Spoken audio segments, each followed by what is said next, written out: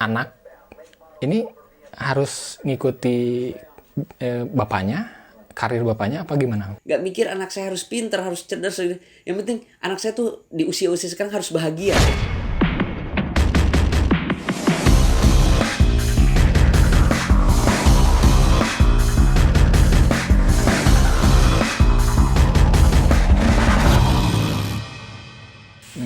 Nah itu juga pada saat saya tahu banget pertama kali Kang Cuy ke Cimahi, masih ingat kan? Masih. Masih. Itu dengan rambut yang Mang Wilson, ingat saya mah. dengan rambutnya yang saya ini siapa gitu, kurus kering kerempeng. Nah itu sama pada saat Kang Cuy ke Cimahi itu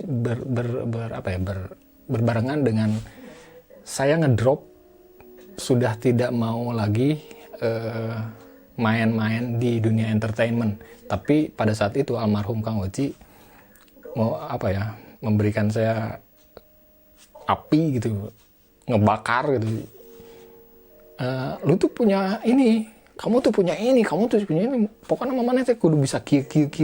Nah dari situ emang iya gitu, nggak percaya gitu. Akhirnya kebetulan kan pada saat itu beliau masih bolak-balik Jakarta Cimahi gitu. Nah beliau paling ingat gini, suatu saat dulu manggilnya bukan Encuy kan, si Dekok si Asep Dekok ini suatu saat jadi orang gitu. Itu paling saya ingat. Nah keyakinan itu yang oh ternyata iya gitu.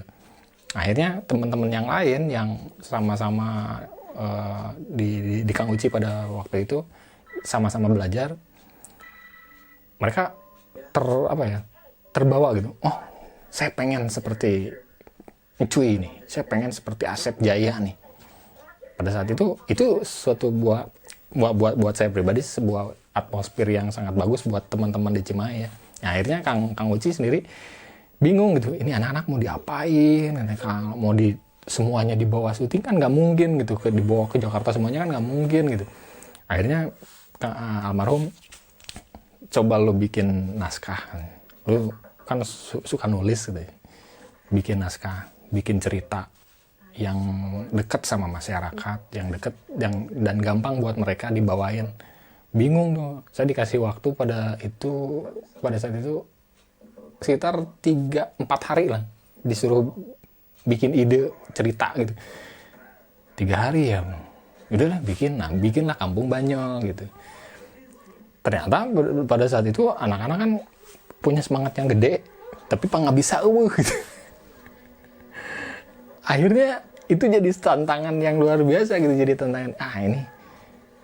Nah saya bilang ke Kang Uci, saya tidak bisa jamin anak-anak bisa acting semuanya, tapi saya akan coba. Saya bilang bisa, kamu bisa, sok kumpulin anak-anaknya. Akhirnya dikumpulin, akhirnya berjalan sampai 175 episode di TV di lokal di Bandung gitu. Nah itu salah satunya, setiap ada orang-orang yang masuk ke Kampung Banyol, yang saya presentasikan adalah sosok Kang Cuy ini yang jadi kebanggaan buat mereka. Ini saya pernah kenal sama Kang Cuy. Mereka bilang saya pengen kayak gini, gimana caranya? Ya saya bilang sama ya sama Kang Uci pada waktu itu. Ya kamu belajar, kamu jangan patah semangat. Yang tadi kata Kang Cuy bilang. Jadi kita harus optimis, jangan pesimis. Nah itu akhirnya berjalan lah, walaupun sekarang lagi tapi ada rencana pengen dijalanin lagi sesuai dengan amanat almarhum ya. Jalanin lagi Kampung Banyol, hayu bilang. Tapi beliau sudah mendahului, tapi ini PR lah ya, PR. Harus terus. Kembalilah. Nah itu. Harus terus. Nah ini makanya menurut Kang Cuy nih, sebesar apa sih dampak dari efek dari sebuah karya seni itu, dampak luar biasa. buat dari kita?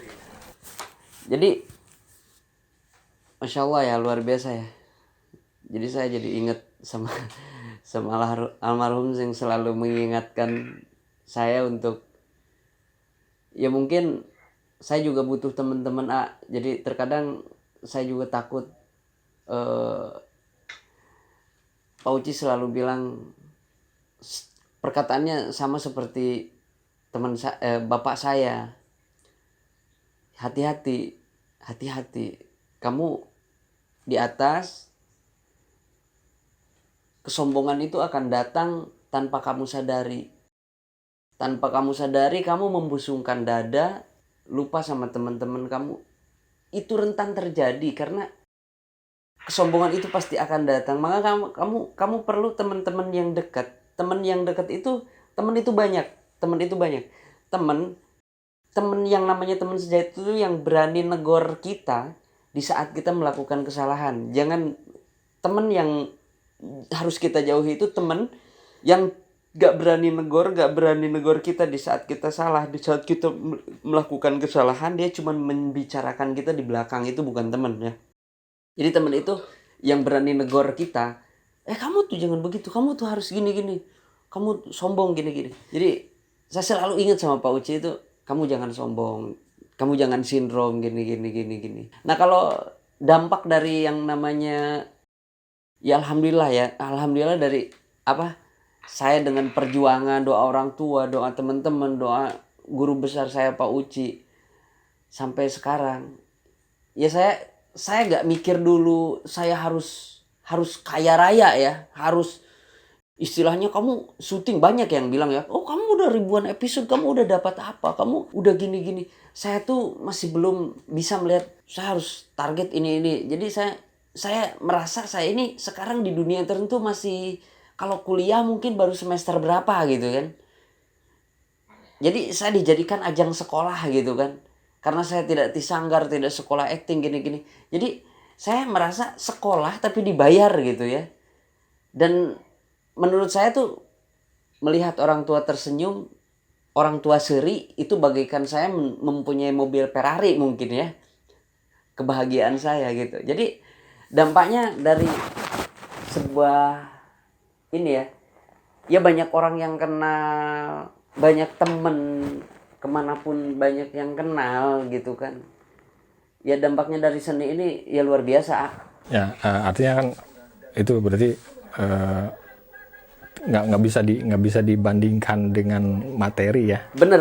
Kalau nggak bisa. Ya, artinya ya tadi betul kata Kang Cuy, kalau misalkan kita mau berkarya, totalitas dalam berkarya ya jangan dulu lihat materi. Benar. Tapi perlihatkan dulu kualitas kita gitu kan. Nah itu mah duit mah nuturkeun lah. Jangan sampai wah udah merasa kita di calling nih. Oh kamu budget, aduh sorry ya budgetnya segitu ya. Saya mah enggak ke situ. Saya di sini yang penting saya punya karya dulu, terus saya bisa berkarya, terus kualitas saya tuh seperti ini, dan insya Allah nanti orang lain juga akan menghargai kualitas kita dan ada porsinya masing-masing. Nggak usah misalnya hiber sama meh buluan gitu. Akhirnya murah dihakan sirem gitu. Betul. Ibarat Kang Cuy jualan cilok. Nah, harus ada ciloknya dulu. Kalau nggak ada ciloknya, apa yang mau dijual? Nah, benar seperti itu.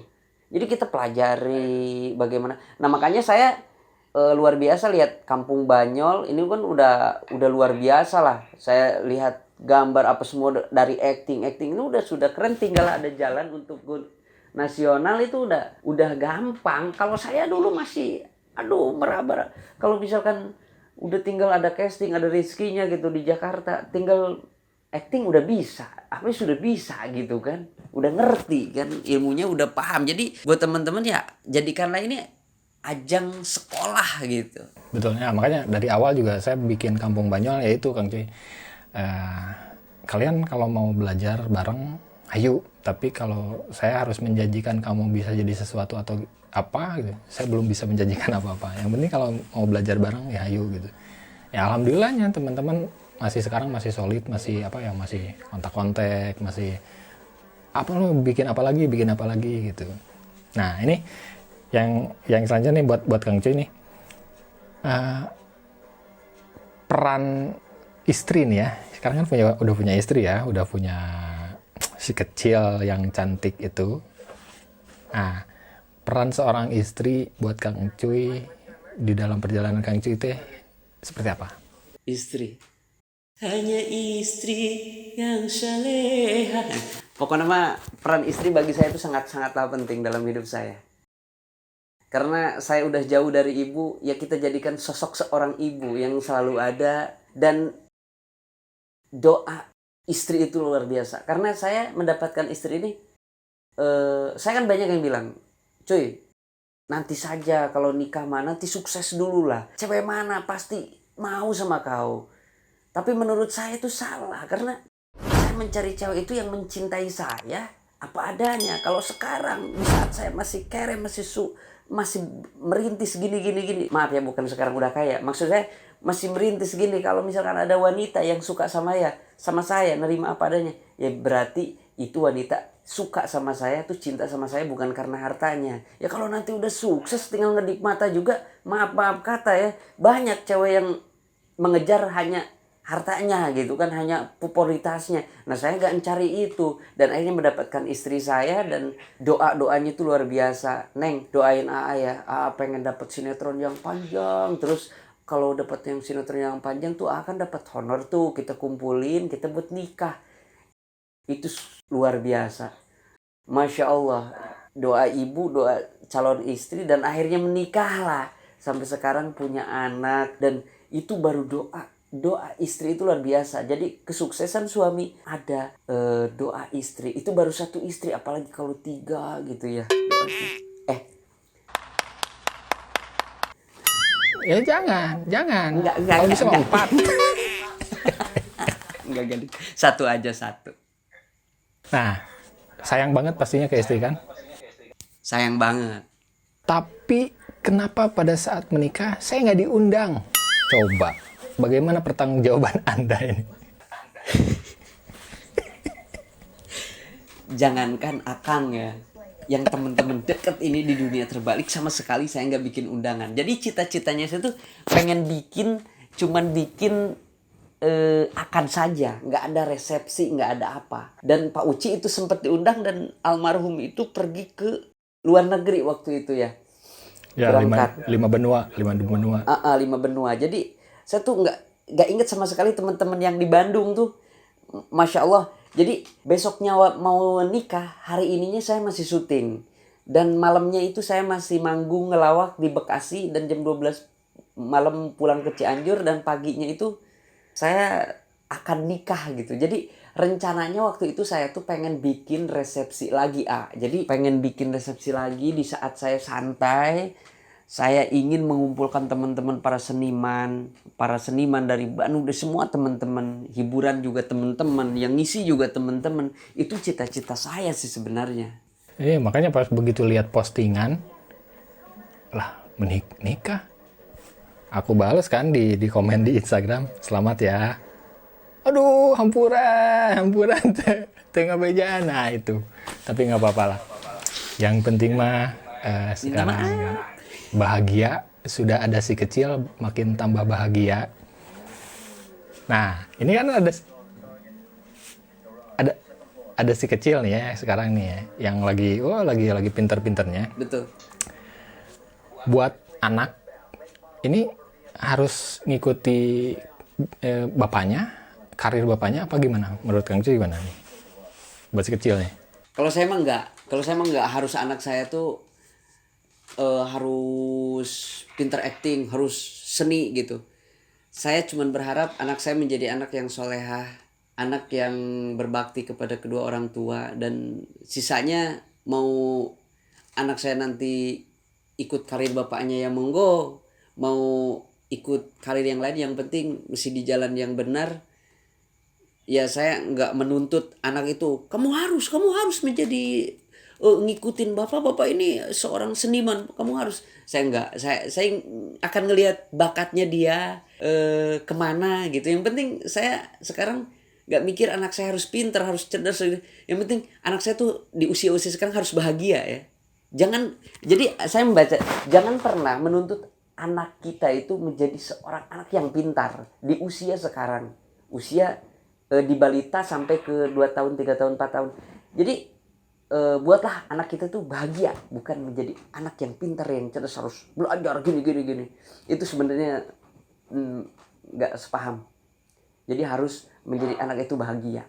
Jadi nanti karirnya ikutin aja nih bakatnya kemana gitu. Nah, yang pasti orang tua mendampingi dan mengarahkan gitu kan. Betul. Nah, itu. Nah, terus ini nih menjelang pertanyaan terakhir. menjelang. Iya, ini udah 30 menit. Ini kan tadi ada sosok Kang Uci yang mungkin yang saya tangkap ada peran besar sosok Kang Uci ini, peran besar di kehidupan karir Kang Cuy ini. Seandainya Kang Cuy sekarang lagi berhadapan dengan beliau, apa yang Kang Cuy mau bilang, katakan ke beliau? Kebetulan saya di kamar sebelah. Ini saya duduk di balai. Dan kalau beliau nginep itu tidurnya selalu di balai ini. Tapi jangan bikin buat saya nangis ya. Ini nggak Saya bikin mah kuat, nangis. saya makan nangis. Nggak bikin Kang Cuy nangis. Tapi seandainya sekarang lagi berhadapan dengan Kang Cuy, apa yang mau disampaikan?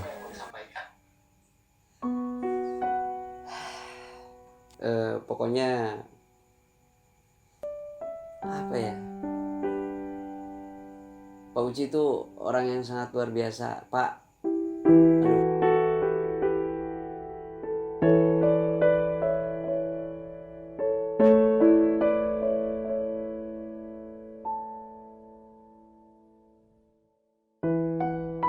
Pokoknya saya nggak bakalan bicara seperti itu, saya nggak kuat.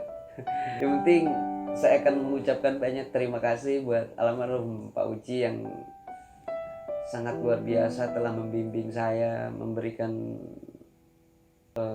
menjadi motivator dalam hidup saya yang sangat luar biasa, yang selalu memberikan semangat. Pokoknya, dan jasa-jasamu gak bakalan pernah hilang. Saya akan kenang, dan mudah-mudahan almarhum sudah ada di surganya Allah Subhanahu wa taala, insyaallah husnul khotimah, dan mudah-mudahan nanti kita bisa berkumpul di sana. Walaupun kau sudah tiada, tapi karyamu, namamu akan selalu ada.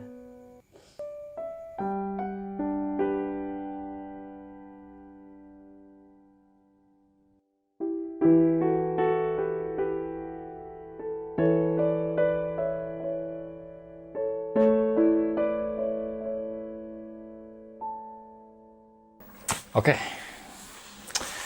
Ternyata itu sama seperti yang saya rasakan. Kalau saya mau bilang ya itu ya, mau bilang. Cuman pasti berat ya Kang Cuy.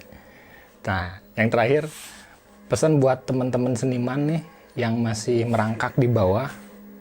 Pesannya apa buat mereka? Pesannya buat teman-teman, jangan pernah putus asa untuk berkarya. Teruslah kau berkarya, kalian berkarya. Gapailah cita-citamu setinggi langit, tapi kaki berpijak di bumi. Jadi kejarlah sesuatu itu, jangan pernah putus asa, jangan pernah kita mengejar itu, jangan capean lah istilahnya. Ibarat kata gini, kita menggali sesuatu, menggali emas misalkan, baru meter 2 meter, paling setengah meter lagi itu kita akan mendapatkannya gitu. Kita belok lagi gitu kita. Jadi kita harus yakin, harus fokus, berdoa, dan jangan lupa beribadah.